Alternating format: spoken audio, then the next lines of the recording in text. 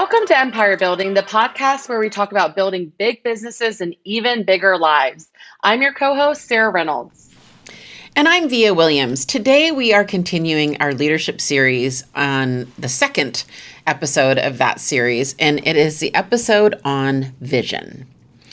So it might kind of sound funny that I'm going to start talking about self-vision. I don't think that's like anything I've really thought of before, but it's so important. It's kind of a weird thing to say, isn't it?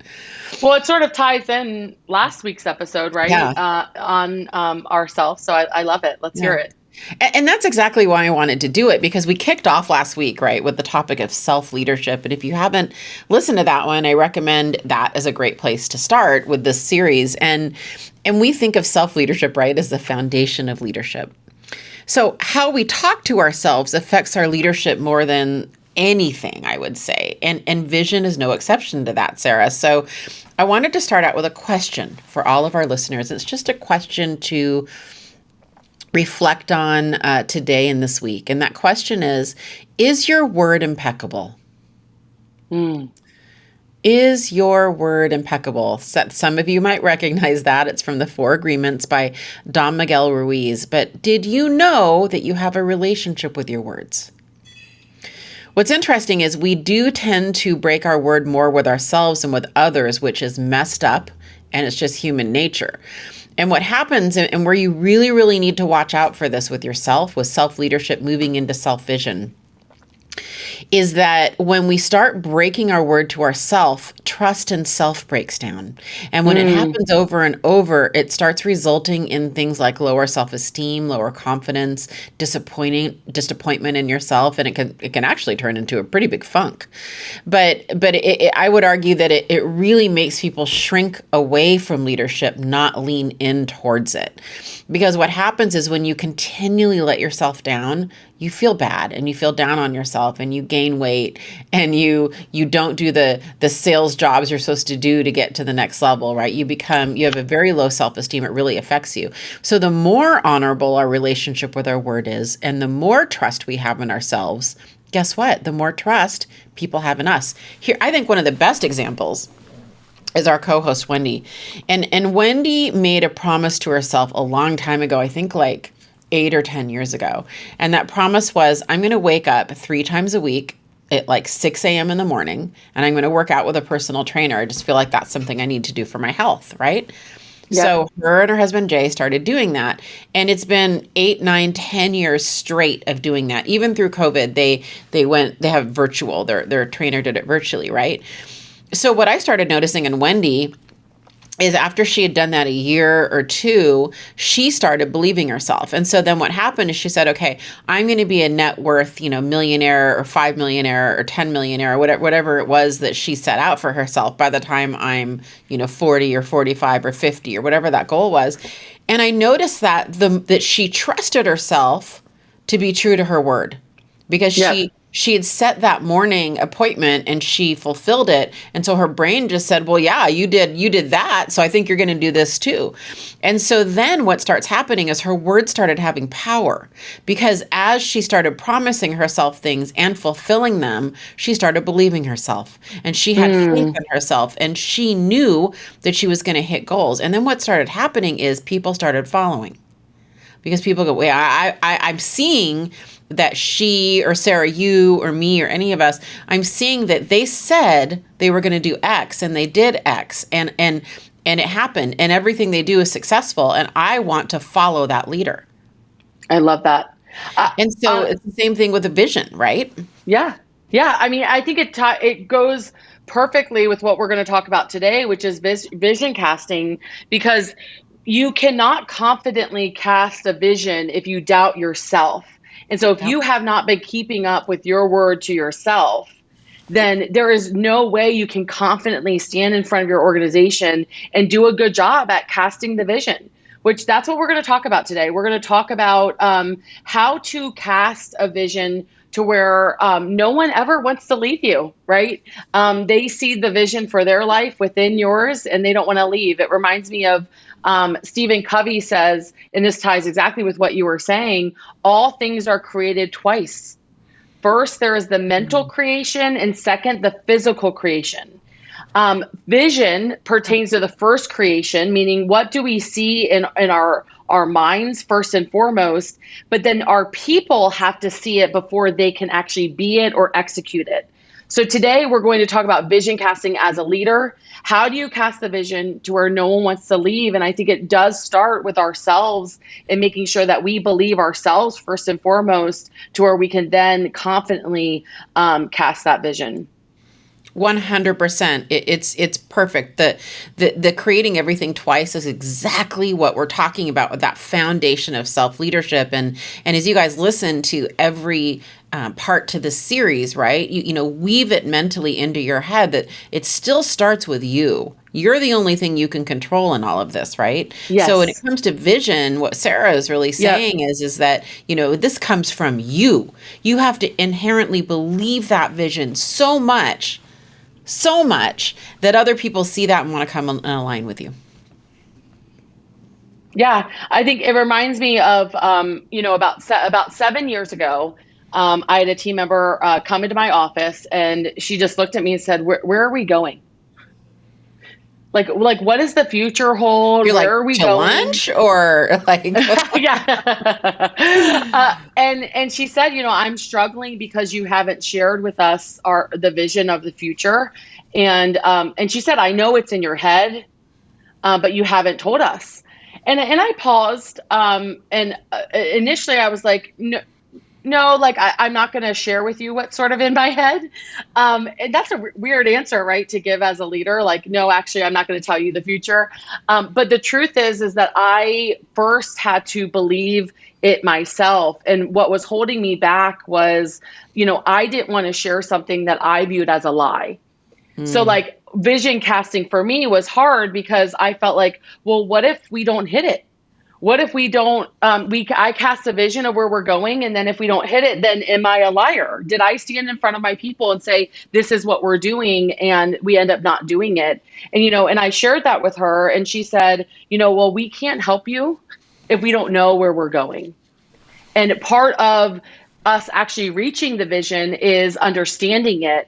And then your organization will then get around the vision and will help you achieve it. And so I don't know if any of our listeners can sort of resonate with what I'm saying, but I think if you struggle with casting the vision, and part of it is a fear of failure, why I wasn't doing it, I would really highly recommend you overcome this, because your people need you to cast the vision and to share where you're going. well, and I think that's so good. Thank you for being vulnerable and sharing that. And also, we got in a really big discussion with this when we had a bunch of Empire Circle people up in my neck of the woods last month. This is a group that through her best life. Very, very amazing women. And we got into a long discussion around casting vision as a leader. And here I'm about to we're launching an episode on how to cast vision as a leader. And what I'm going to share with you, to Sarah's point, is you should not always cast vision as a leader. Discerning whether to do it or not is part of this equation. And one of the things we talked about is that my leader, my CEO, does not cast certain visions. He is very particular about what he casts. And I remember I went up to him once and I said, I've noticed that interestingly, you don't share a lot of what you and I talk about privately with the group. And I'm curious why. And he said, because I think a lot of the times it's a burden and it becomes distracting. It is not really their vision, it's my vision. What I want to spend time on is casting their vision of their lives and themselves and attaching that to the organization. And some of the organization's vision is important to share, and some really isn't. Some isn't fully fleshed out. You may not have believed it, but I think partly knowing you, Sarah, it just wasn't fleshed out yet necessarily. You were still processing it and thinking it through. That was probably why you didn't believe it. It wasn't complete in your mind yet, or at least complete enough for you to go, okay, this. Yeah. Yeah. And so, interestingly, having that discernment and knowing what to share and what not to share, what to plant your flag in and what not to plant your flag in is part of this equation. Yeah, and I think that that's, we're going to go into the four C's Yep. that we found in terms of vision casting, and I think that's a huge part of it is having understanding where you're going and having clarity around that. So we're going to talk about that here Yeah. in a second, but I think you're absolutely right on that. And so like having the discernment of when to share, who to share potentially with it, but ultimately at the end of the day, you are sort of the vision CEO of the vision and casting the vision. And so we'll That's give you right. some how sort of tips on how to do it throughout this episode. So get your pen out and paper Here we go. and get ready to take some notes. Okay, so as we said, as a leader, you are the chief vision caster. That's your role. And today we're going to focus on the four C's that Steve, is it Murrell? Yes. Yep. Murrell. He outlined them for us. Yep. He outlined them, and he these are the four C's that he believes you have to have when vision casting. That I believe, Sarah, you use these. I believe you're the one Correct. that, yeah. Yep. And so we're going to talk about how you can create a vision so big that nobody wants to leave you, your organization. So the number one C, which I agree wholeheartedly with, is clarity. You want the vision to be specific and you want to provide clarity. The more clear you are with your vision, the more your team will get behind it. And I know, Sarah, you've got some stories behind this. What I want to share about this is I was just doing some research and writing some content on communicating during times of crisis, which we've all been through Mm, lately. But I had to present, and usually when I present, I do a little bit of extra research. And the resounding commonality is specificity, is mm. communicating specifics, clear and concise and specific communication. So not that this is just in times of crisis and everything, but the more specific and clear you are internally, you will then communicate that externally.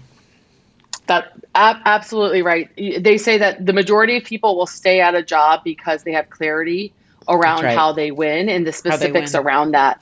And so clarity goes hand in hand with vision casting. And for me, I just want to be transparent. This is something that I've struggled with. After that question was asked of me, I went on a journey of understanding vision casting, and I read every book there was out there around this topic.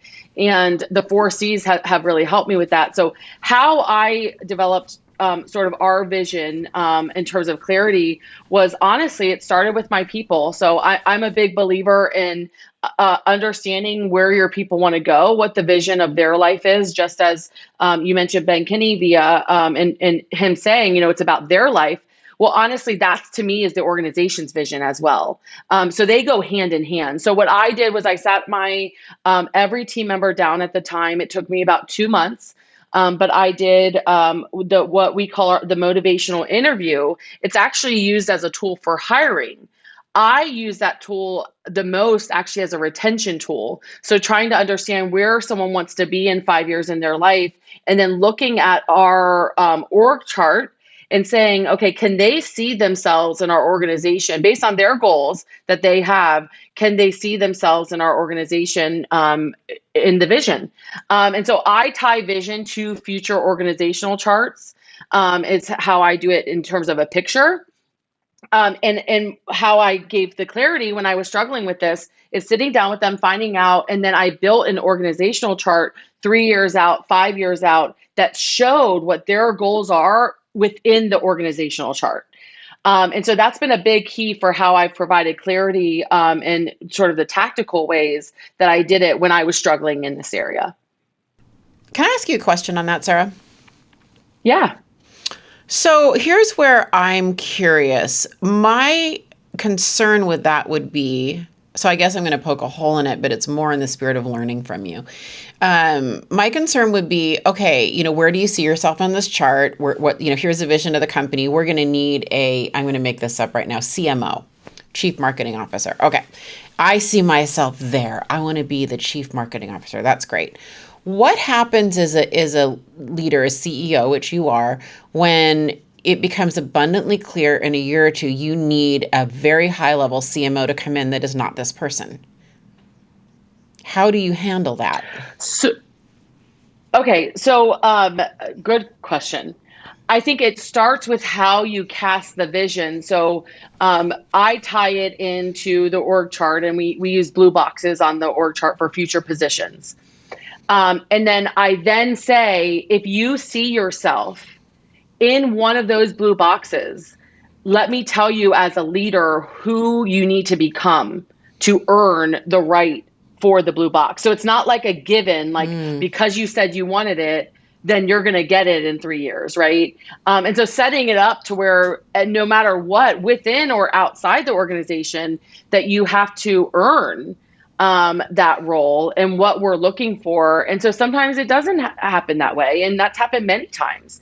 But also people's vision for their lives change. Stuff happens along the way as well. But I think the key there is making sure that you have clear standards around growth in your organization, and how someone earns the right for those positions is key. So it's not like just a given because you said you want it, you get it.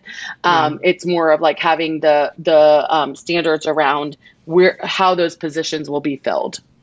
Thank you. That's really helpful. All right, so number 1C is clarity. Number 2 is compelling communication. So once you have clarity around your vision, around where your organization's going to go, the second C is making sure that you have compelling communication to where you can explain the vision in a way that they want to follow, right? A leader who makes an unprepared, sloppy vision presentation can make an otherwise exciting vision seem boring, right? So compelling vision produces action. Boring vision will produce absolutely nothing, right? So making sure that you can compel your company, and when you're explaining the vision, to where they want to get behind it. The vision casting for me, because it's not something that was supernatural for me, it's actually the number one thing I practice. So I actually will practice casting the vision at home. I will practice in front of a mirror. I then will practice many times with my key leaders, and making sure that I'm clear in my communication and that I'm compelling the organization to take action based around the vision. I love that. I think that a lot of the times the creative spark that comes with this comes from sharing the vision and being a student of how people are receiving it and understanding body language and really listening to what phrases and words they're repeating from you that you hear them talk to others. And if you can be aware of that, then what happens is then you can keep honing, because this is actually a skill that I do well and it's very natural for me, but I continue to work on it purposefully as well. And I hear something that really resonates with me, and I start sharing that, and I can immediately see if that's taking off with speed with someone else, right? I can hear them repeat it. They'll repeat it back to me. I can hear it repeat it back to others. And so pay attention to how people are receiving you always in leadership, always in communication. Communication Yes. is not what you are saying. It's how people are receiving you. That's everything. Communication is not what you're saying. It is how people receive you. I love that. One of the tools that I use when I'm casting a vision to really compel to action is actually storytelling. So storytelling is the single greatest visionary device any leader has in his or her toolbox. So stories, by their very nature, take the listener into the future. So a well-told story will grab the attention of the audience. So as much as you can, creating a story around it. So when I'm casting the vision, and I share with my team, okay, this is where we're going in 3 to 5 years. This is what our organization is going to look like. This is the opportunity that you have. I then always tie it to our impact story continuing. So we talk about impact a lot within my organization, and I say our impact story is going to continue. And then I talk about the 5 groups of people, or 5 things that we're going to impact. And with each of those things, I tell a story of who we're going to impact and paint the picture of that through stories. So one of the best ways that you can communicate in a compelling way is storytelling. Yeah, absolutely. I love that. And I think that, you and I do podcasts. Obviously, we do this podcast and we teach and speak a lot. I don't know about you, but I need to prepare my stories in advance because I find that when I'm on the spot, I don't always correlate the best story. So to me, a lot of my podcast prep, a lot of my teaching and speaking prep is like, what's a good story for this?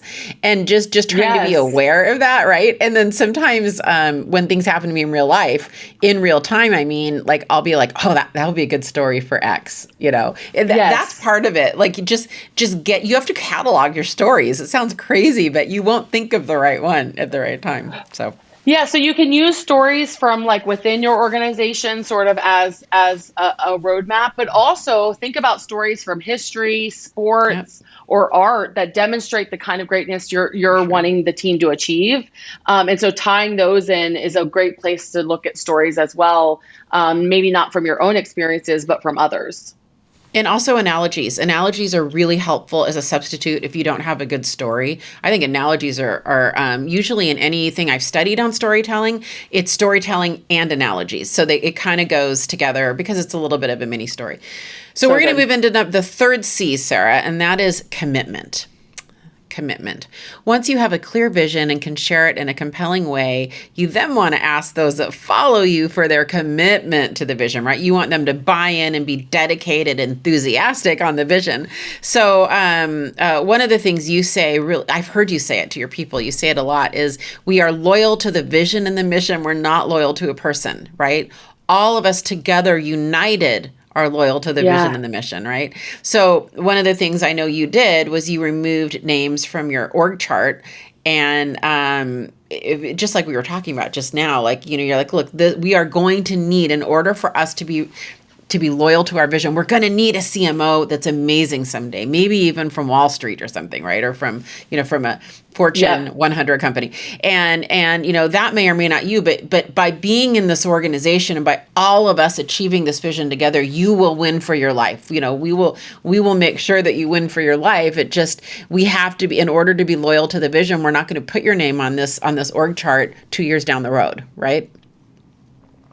Yeah, I mean, this was a big move that we made in our last sort of team advance, where I casted the next 3-year vision, and I removed my name as well from the CEO role, and so it just said CEO. And now that did have some after effects, by the way, because some of the team members took that as I was leaving, which was not the case at all. But that's how there was some fear around that. But the point is that it's not about being loyal to a person, but are you loyal to the vision? And the vision is not about a person. It's about the impact that we're making on the world and our communities. And I think that was a big sort of eye-opening thing, not just for me, but for my leadership team as well as for my organization, because it's like all of us have to earn our positions every day. And Yeah, part of that's being right. loyal to the vision is sometimes we have to say we're not maybe the best person for that role, or we need to hire from the outside, or whatever that might be. But it's so important to have to build a commitment around the vision to where your people will say, "I'm committed to this vision. I'm committed to our mission." So number 4C is building community. So one of the things that when you can cast a vision that's clear, when you can do it in a compelling way, when you can then have your people commit to the vision, it automatically builds a sense of community. So clear and compelling vision attracts committed people. So as the people then will sacrifice for the common vision, then that automatically builds community within your organization to where everyone's rallying around the one thing and they feel like you're in it together to make it happen. And we are constantly reminding our team members of our vision, and it is very specific, which is to be in 100 major metro cities, helping 100 families a month in each of those major metro cities, to then give back $1 million a year to those communities, to each community. And it's very specific, but we say it often. And what happens is the community around giving, it's just innate in our organization, because that is part of the vision. It builds the community around what we're ultimately after. Yeah, I love that. I mean, that is really the true a true community is formed when everybody is united unto something bigger than themselves, a vision, a goal, a movement that's bigger than themselves, right? And that is really the definition. That's what ties communities together, is that concept, and it's no different in business, right? Business is just the Yep. same as any other community. Yep. Yep. Yep. And we know, leadership can be lonely, and people in your organization might struggle with loneliness at times. And to be honest, whenever I struggle with leadership lonely, I think about the community that I serve, which are my people, but I think about the vision and ultimately how we can accomplish so much together, and that we're all in this together. And so it solves that in a big way, when you're vision casting. Yeah. So, do you want to kind of talk a little bit about how we do? So we just went through the four C's. How do we do all of this? Yeah, I think the first thing is starting with your values, right? So when you're looking at vision casting and coming up with your vision, so starting with your values, what do you believe in and where do you want to go? I think that you can see that in the vision of my company, right? I have a value of giving back. Like ingrained in who I am as a human, and you see that show up in the vision. But it started with understanding what are my values. Yeah, and then you kind of ask yourself the question from that, like, what does the perfect week look like? What does the perfect day look like? Who's on my team? What's the perfect team? What is my job besides being the leader? Do I have a role specific thing besides being a leader? For most CEOs, it's growth. Sometimes there's some exceptions where it's not growth. Usually it's growth. How much money are you making? What's your profit margin? And I think that this, again, it's going to tie back to that first episode on self leadership, because a lot of this is learning how to think in terms of backing into visions, backing into goals, reverse engineering the thought. If you have the vision, knowing how to get there is really secondary, right? Yep. Yep.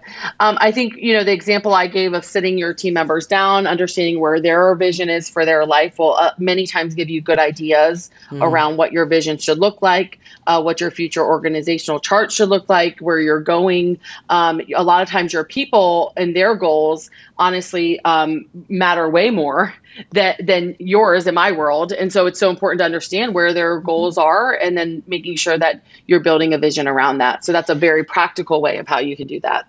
Well, and also, Sarah, as far as how we do this, sometimes we can get help, right? I think that a good example is what we just went through with her best life.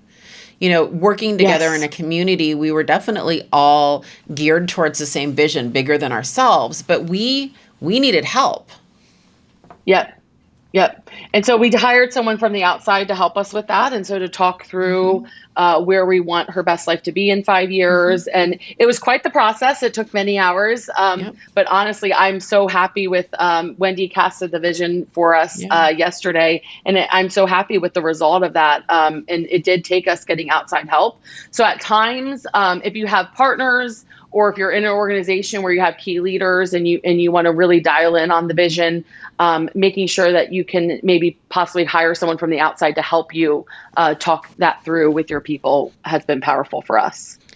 Yeah, and that's right. And if you have a team, you can sit them down. You can kind of sit down with them, and you can get a whiteboard out or a flip chart or whatever it is and ask them, where do you want to go? What do you want this to look like in 5 years or whatever it is? Don't forget your hopes and dreams. What are those? And how can we weave them in? And maybe we thought you were going down one road, but your hopes and dreams are telling us you should be going down this road. And that aligns with this part of the vision, not maybe this part that we thought it did, right? Yep. So bringing Yep. your team in is a good thing to do. And also, as leaders, we're sort of the chief vision casters too, though. Yep. Yep. And I think part of how we can tactically do that in terms of casting the vision is I always present it at our team advance every single year, but I don't stop there. So I believe that you should be casting the vision every quarter. And so we follow the 12-week year system. And so every single quarter, I'm reminding the team in terms of what we're doing, how we're being loyal to the vision, and what they need to do in the next quarter to make it happen. And you can also do this. I know Wendy talked about the GPS on our last podcast with self leadership. This is the same. The GPS can also be a way of creating the vision and then also using that to cast the vision as well. Yeah, I do want to tell a story. So I think that because you said it earlier, that you said, you look, I say this at every meeting. I say this, you've mentioned numerous times throughout this episode that you practice the vision and that you share it a lot with your group. And I had a cool win this week about this, where I was a recipient of it. As a leader, I'm trying to do the same thing, Sarah. I'm trying to do what you're trying to do. And here we are on this podcast, and every single episode, week in and week out, we say the same things. Empire Building Podcast is to help people grow big businesses and even bigger lives. We could say it in our sleep, right? We've said it hundreds of times together, right? And it might just sound like it's a podcast slogan, and maybe I thought it was. Maybe I thought it was. I don't know. But what happens when you tell yourself something over and over again for 210 or 15 episodes, however many we've done, for 2 straight years, what happens is one day you wake up and you realize you're living it. You're living the vision of helping people grow businesses and live even bigger lives. And I had a life event happen that was like a major milestone in my life that was not business related, but it was a direct effect of business. And one of the first thoughts that came to me, we were at the closing table. We closed on this, home. And I was a little bit overcome in that moment, because I thought, I am literally helping people grow big businesses and live even bigger lives. I am doing that for myself. And I didn't even realize it. It didn't even occur to me because I was living it. I was in the moment. I was being mindful. But I think it's a testament to sharing something over and over and over again.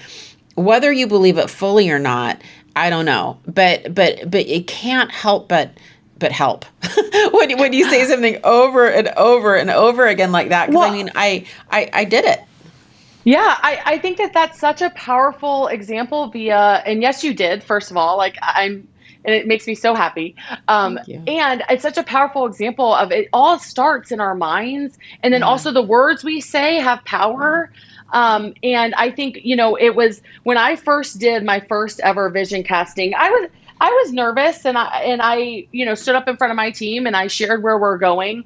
But do you know what? I was more nervous 3 years later when I was sharing the next 3 years, because we had gotten to the vision I casted 3 years before. Yeah. And I was almost shaking because I felt like I knew that I was actually showing the future. And I think it's so powerful when you can actually accomplish something like you have, Via. It builds so much confidence, but it all starts in our mind. It starts in the words we say. And so when you are a leader and it's your job to cast that vision, just know that those words do hold power, and your people will rally around it when you do a good job at making it clear, making your communication powerful around it, and then also making sure that they feel like they can commit to it. Right? It's so powerful. So powerful. I love this. And in conclusion, going back to the very, very beginning of this episode, right? Sarah said it exactly spot on, right? Which is, if you start believing your own word to yourself and you start believing the own vision you're casting to yourself, then you can build on that. And more, Sarah knows that the next big vision will come true because all the visions have come true before that.